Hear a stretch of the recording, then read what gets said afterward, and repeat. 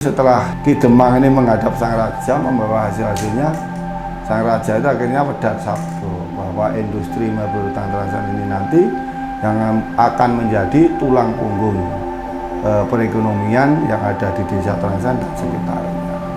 Sebenarnya kalau ngomong rotan is Indonesia kalau saya bilang, karena rotan itu 80% raw material rotan itu ada di negara kita. Penghasil raw material rotan di dunia 80% itu Indonesia. Makanya sebenarnya kita itu harusnya jadi satu untuk rotan, nomor satu untuk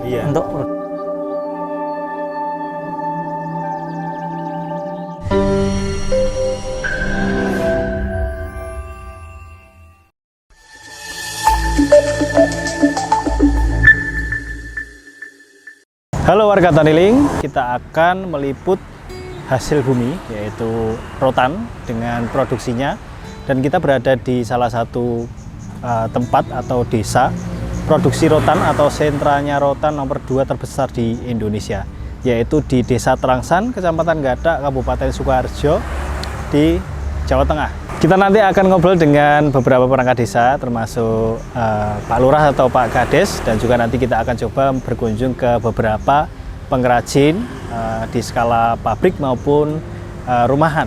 Dan katanya di sini mayoritasnya itu produknya itu diekspor. Seperti apa Desa Trangsan itu? Langsung kita jalan-jalan.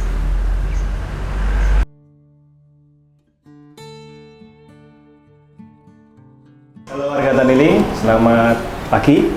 Kembali lagi bersama saya Rizky Pratama di channel Taniling TV, dan di kesempatan kali ini saya berkunjung di salah satu desa pengrajin rotan terbesar nomor 2 di Indonesia, yaitu di Desa Trangsan, Kecamatan Gadak, Kabupaten Sukoharjo, Jawa Tengah.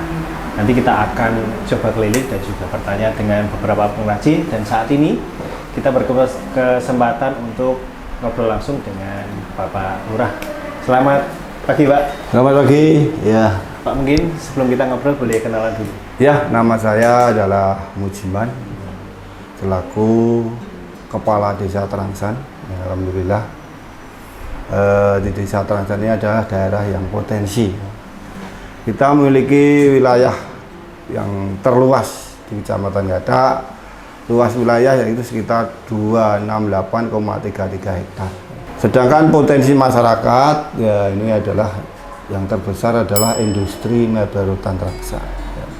Ini hampir sekitar 60% itu dari penduduk menggeluti industri mebel hutan Trangsan, sedangkan yang 30% itu pertanian, sedangkan yang 10% adalah buruh pabrik maupun karyawan swasta. Ya. Produk unggulan desa yang paling besar ya yang ada di Desa Trangsan ini khususnya industri mebel hutan Trangsan. Mulainya itu sebenarnya tahun berapa? Rotan ini sebenarnya keberadaannya sejak zaman nenek moyang kita sekitar tahun 1917, dan itu dipelopori oleh seorang Demang itu yang bernama Ki Demang Wongso Laksono. Beliau seorang abdi dalam keraton, dia ahli di bidang anyam-menganyam baik rotan maupun bambu.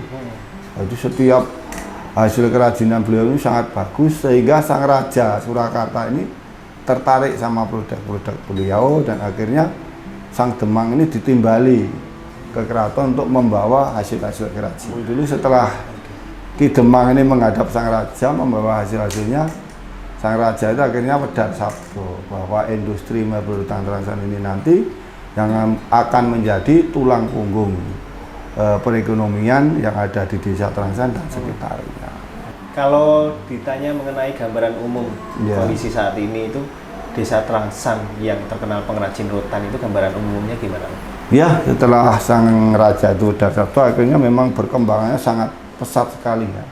Dimulai tahun 1985 kita menghadirkan pelatih dari Cirebon, juga menghadirkan pelatih dari luar negeri, yaitu dari Filipina, yaitu Master Guzman. Setelah kita dilatih dengan produk-produk yang layak diekspor, karena sebelum tahun itu kita hanya menggeluti di pasar lokal.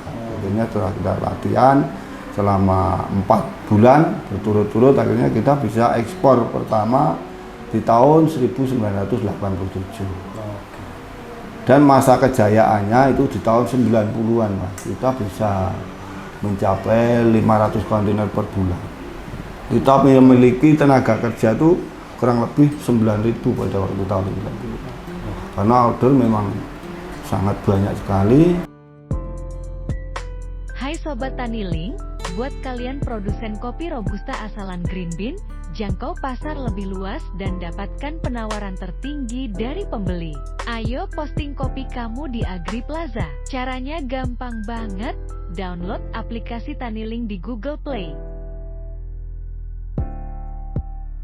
Akibat krisis global yang berkepanjangan yang dimulai tahun 2007, kita mengalami penurunan yang drastis. Oh, itu tadi ya? Iya, yang katakan tadi, dari 500 kontainer pada tahun 2007 itu kita tinggal 50 sampai 100 kontainer. Kita dihadapkan 5 permasalahan besar. Yang pertama, menghilangnya bahan baku. Kedua, banyaknya tenaga kerja yang beralih profesi. Oh, iya. Karena ordernya kan waktu itu berkurang drastis sekali. Juga permodalan kita, karena produknya ekspornya menurun, jadi bank ini juga kepercayaannya kurang. Oh, iya. Ya.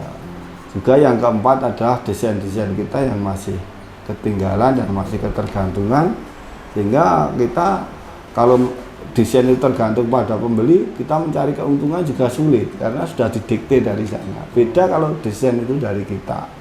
Juga yang kelima ini pasar kita yang pada waktu itu yang banyak yang beralih ke Cina maupun Vietnam, karena waktu itu kan bahan baku diekspor secara terbuka.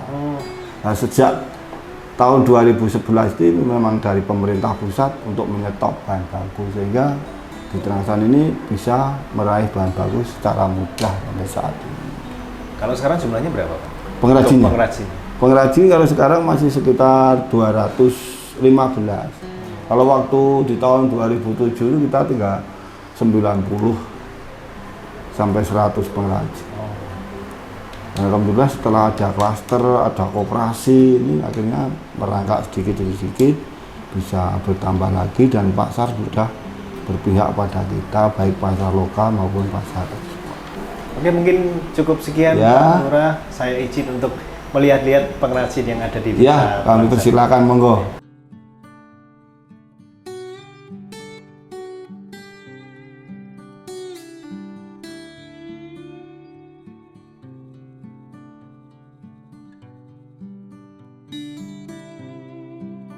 Oke, warga Taniling, kita sudah berpindah tempat dan saya ditemani oleh Bapak Surya, owner Surya Rotan Furniture, dan juga sebagai ketua dari klaster di klaster Rotan di Trangsan. Dan mungkin perlu teman-teman tahu kalau di Sukoharjo itu ada beberapa klaster, dan salah satunya ada klaster Rotan yang ada di Trangsan dan diketuai oleh Bapak Surya gitu ya. Dan ini milik Pak Surya sendiri yang display di sini, dan sebelum kita nanti terjun ke pengrajinnya langsung, kita akan ngobrol sedikit di sini.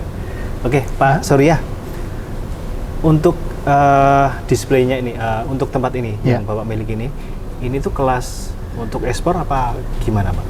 Kalau kita, alhamdulillah Surya Rotan udah ekspor sendiri, Mas. Jadi kita direct buyer.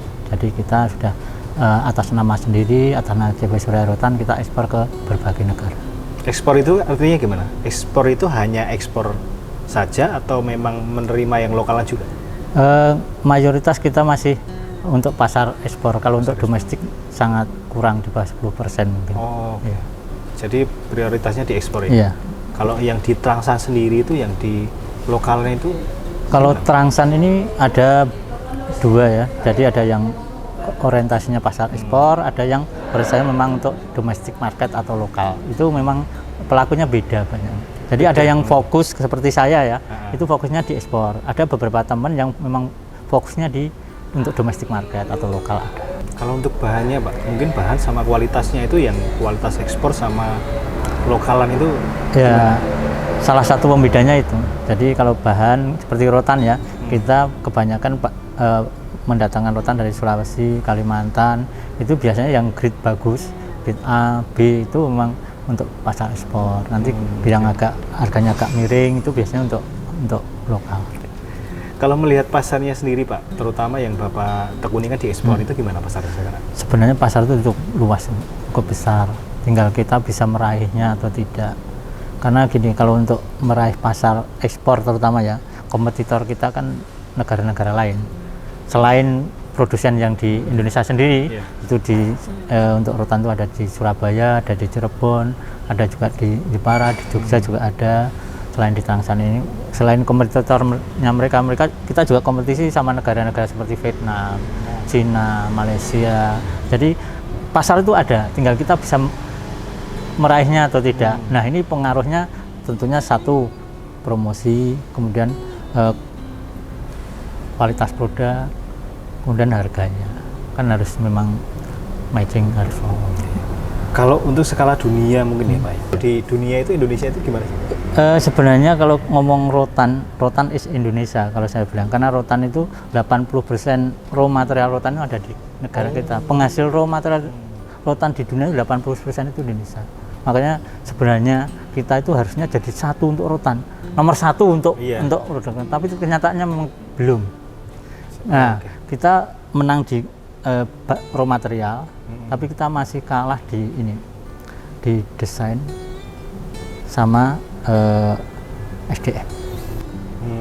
Kelebihan kita itu masih di customnya. Mungkin kalau teman-teman warga Taniling nanti ini kan banyak nih yang entah rumahan atau skala pabrik mungkin ya. Itu kalau pengen kerjasama atau gimana itu bisa nggak sih Pak? Bisa sih, kita itu sebenarnya sifatnya terbuka. Seperti perusahaan saya itu terbuka. Kalau umpamanya ada orang yang belum kenal pun ya, mungkin kenal baru lewat website, tahu kita lewat website atau lewat IG atau lewat Facebook, dia punya buyer, biasanya buyer yang punya full booth namanya, mau cari yang rotan, mereka bisa kontak saya, kemudian Pak kita ada buyer sini, itemnya seperti ini, bisa ngerjakan enggak, harganya berapa, biasa itu biasa terjadi, kita welcome aja sebenarnya. Ikut menjualkan di sini juga bisa ya? Bisa. Oke. Teman-teman ada peluang nih. Jadi kalau teman-teman pengen ada tambahan penghasilan, mungkin bisa main-main ke tempat Pak Surya atau ke Desa Tangshan untuk ya sekedar melihat-lihat, atau kalian juga bisa menjualkan di sini. Dan mungkin kerjasama dalam bentuk apapun bisa kalian obrolkan di sini. Oke, terima kasih Bapak Surya. Saya mau di sini untuk keliling ke warganya. Yang pengrajin Pak.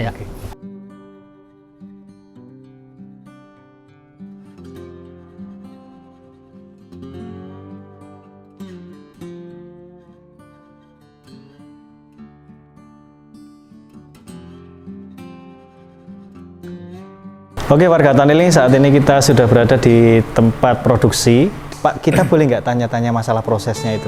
Bisa sampai di sini ya. Nah, kita nanti akan belajar teman-teman bersama Bapak Sule mengenai bagaimana proses dari awal sampai akhir pembuatan kerajinan dari rotan. Oke Pak, kita mulai belajar. Mulai dari mana dulu Pak ini Pak? Ya biasa kalau untuk produksi yang pertama itu untuk sasis. Sasis itu pemilihan ukuran rotan yang untuk dipakai, contoh misal seperti yang dikerjakan ini kan, ini prosesnya ya dari pemilihan ukuran, pemotongan, terus nanti open, yang kita tahu untuk kalau orang Jawa ya setim. Setelah itu kan setim ini fungsinya untuk membuat pola seperti ini.